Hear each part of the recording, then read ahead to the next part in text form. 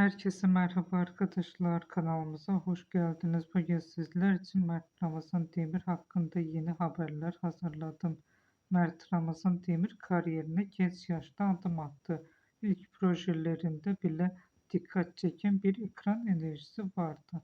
Ancak onu asıl öne çıkaran şey duygusal sahnelerdeki başarısı oldu.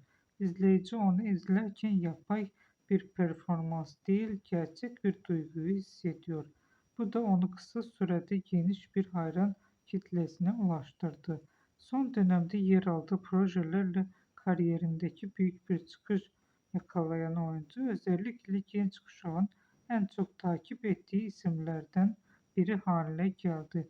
Sosyal medyada paylaşılan sahneleri, röportajları ve tarzı sık sık gündeme geliyor. Ama işin perde arkasında ciddi bir çalışma var. Yoğun set temposu, sürekli gelişme isteği ve detaylara verdiği önem. Bunlar onun başarısının görünmeyen tarafı. Bir röportajında şöyle demişti: başarı bir anda gelmez, emek ister ve görünen o ki bu anlayış kariyer yolculuğunun temeline ulaştırıyor. Tabii ki magazin dünyası da onu yakından takip ediyor.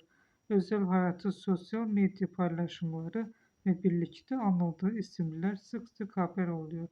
Ama o genellikle daha sakin ve kontrollü bir duruş sergiliyor.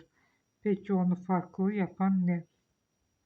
Belki de doğallığı, belki de ekrana yansıttığı samimiyet ve henüz kariyerinin başında olmasına rağmen taşıdığı profesyonellik.